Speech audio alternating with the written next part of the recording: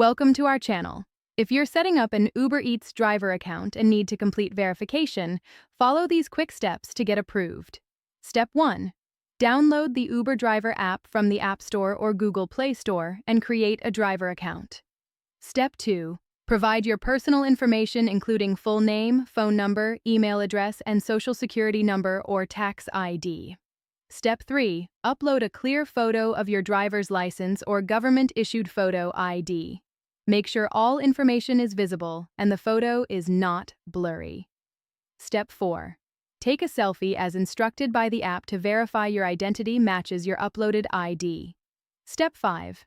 Provide your vehicle information if you're delivering by car, including make, model, year, and license plate number. Step 6. Upload vehicle registration and insurance documents if required in your area. Make sure these documents are current and valid. Step 7. Complete a background check by providing consent through the app. This typically takes 3 to 5 business days to process. Step 8. Watch the required training videos and complete any quizzes about food safety and delivery best practices.